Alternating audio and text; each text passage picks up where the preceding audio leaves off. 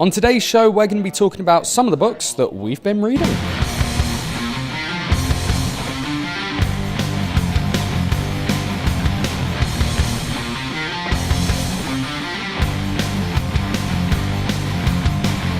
Okay, so we are back with another what we've been reading.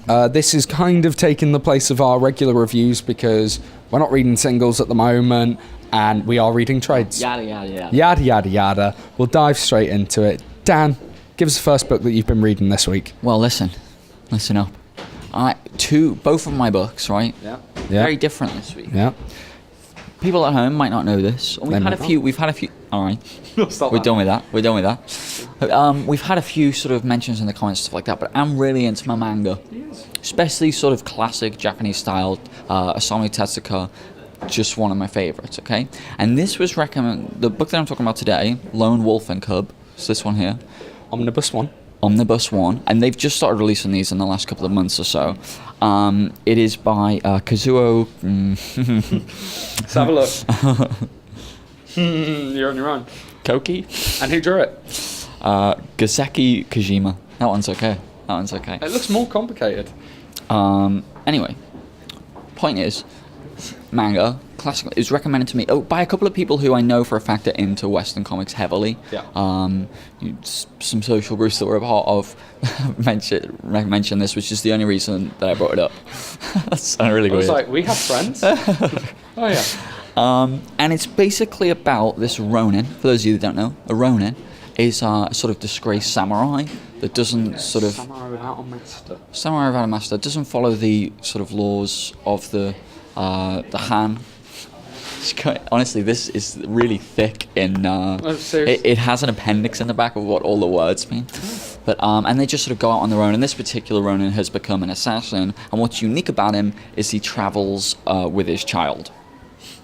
That's pretty unique. And they just sort of wander the landscape, this dad Ronin and his son, and hence Lone Wolf and Cub. Yeah. Now, this is a huge book. It isn't all plot. Just sort of flick through the artwork. It's that sort of classic Japanese... If you can see it from over there in what is bound to be two brightly lit give you a panel. I'll give you a panel or something to... And so... As you can imagine, I mean, this is Omnibus 1 of, I don't know how many are coming out. I know I've seen them in the smaller one-volume forms, and there is a lot of them. And it isn't all plot. Right. You know, a lot of them are just short stories, things that happen, little hits that he's got to do, and things that he's got to... And every now and then, usually actually at the end of the... Usually at the end of the volume, you'll have something like some plot. Okay. You'll have... a bit from his past. Like, there's a wonderful scene where it shows him, the father, sitting his son down, who's even younger than he is on the cover, and saying, "This is what's happening. I'm gonna fight against the execution that they're gonna give me. I'm gonna run away, and you need to decide whether you want to come with me or whether you want to join your mum in the land of the gods or something, or whether he's gonna kill him." And then so he has to choose between like a sword and a ball. And it's hugely creative, and it isn't sort of over-the-top manga that you see a lot nowadays, Bleach and stuff like that. If you're not into manga and you think that's everything that manga is, it isn't. It's very subtle. There's just some amazing creative ideas going on here, and just genuinely enjoyable. It has a lot to do with Sun Tzu's Art of War. A lot of the short stories will sort of revolve around a phrase or a little saying from that, and we'll sort of go from there. Yep. And it's just hugely enjoyable, and you can read it in small pieces, small doses. You can read the whole thing in one go. If you what I'm saying, it suits it because of the short stories. Equivalent of like what a good PSP game should be. Play it for ages if you want. Also play a level on a bus. That's what it is. So if you think you're going to be at all interested in this, I definitely recommend picking it up. And if you're looking to get into manga, it's pretty heavy, and as I say, there's a big appendix of terms, but it's very, very good. And that'll do us for today's show. So if you want to check out on Twitter... No, I'm just messing. Okay, so my first book, I'm back to form, is my superhero book. And I've been absolutely hitting all the paninis that have been coming out. By the way, I picked up Guardians. It's fantastic. Really enjoyed it. And I also picked up the book that I'm actually going to talk about, which is The Indestructible Hulk, Volume 2. I read the first one in singles, and I just picked up the second one. Didn't bother getting the first trade because it's one of those books. The great thing about a Panini ones is you don't need the first trade for it to look okay on the shelf because it doesn't have a number. Yeah, so I just picked it up. You get 2 story arcs in this. One revolves around Bruce Banner going back in time to Jotunheim and meeting up with Thor of Yield, who hasn't met Bruce Banner yet, which is really interesting because it's also drawn by Walt Simpson, who has drawn the most famous Thors. Jump in. Does it tie, when you say Ye Old Thor, does it tie in with the Thor? No, not Jason Aaron's. Not in any way. No, it's back to the classic wings, yellow boots. Like, there's even a line from Bruce Banner where he's like, what's with the retro-looking Thor? And yeah, it's them kind of fighting the Frost Giants, which is a really enjoyable story in that kind of late 80s, early 90s vein, in that it's fun, it's a bit too expositional, and it's a little bit cheesy, which, is nice. Some people just can't hack that style. I personally quite like it, so I really enjoyed that. And then the second arc, which is only 2 issues, is a Hulk Daredevil team up. I've seen the covers for that. Well, the covers are by Pablo Riviera, fantastic as always, but they're not actually the artist he's not the artist who draws the issues. I don't know who the artist's name is, but he does such an amazing job. I hate doing that because now I have to research who the artist is. He does an amazing job with the artwork. Research, do you literally mean Google it. Take the book off your shelf? Oh, it's him. It's him. There you go, Stephen. Yeah. Good. As long as we're clear on what Dale's idea of research means. Shut your mouth. Sorry, I got a really itchy leg.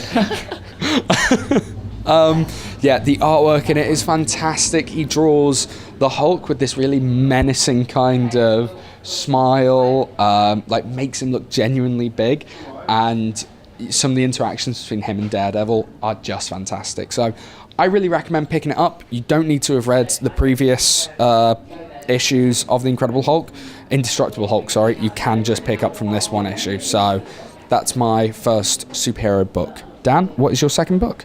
Second book, another interesting one. Another interesting. Published by Scholastic, which I think I can be... To Scholastic Planetary. I don't know what you're doing. Beastie Boys. Okay. Well, I can be pretty certain that we have never talked about a comic published by Scholastic. No, we have not. I don't even know if Scholastic publish other comics. But anyway, it is a children's comic. Children's comic. It's a young adult thing, sort of, maybe even a bit younger than that.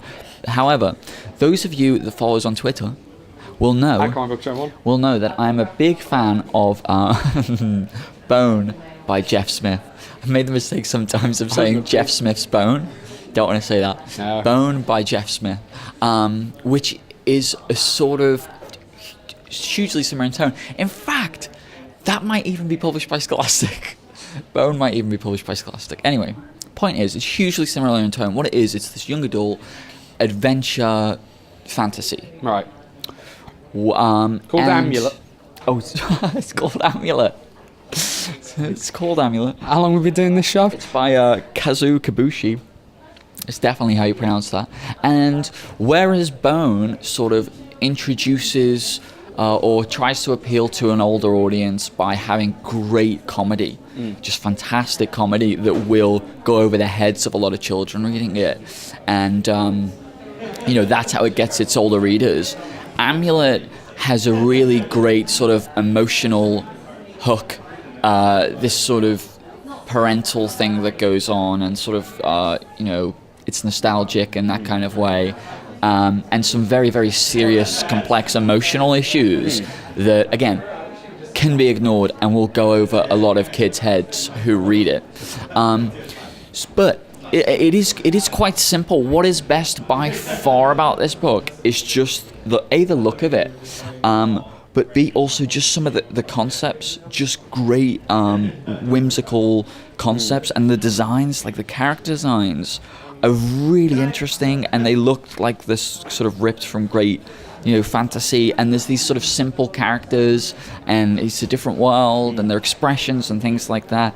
And a lot of the panels from this can just be, and especially the last one, can literally just be sort of ripped out and put on your wall. And it's full of things like that, these great concepts and just neat ideas, and also some very, very good storytelling.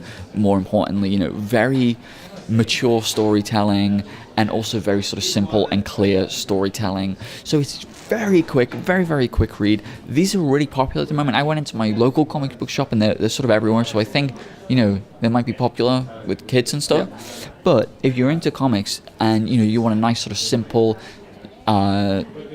read, something that looks good, Amulet. Okay, so the last book I'm going to talk about is a book that we did review on the show. We read the first issue of, and it was Francesco Francavilla's The Black Beetle.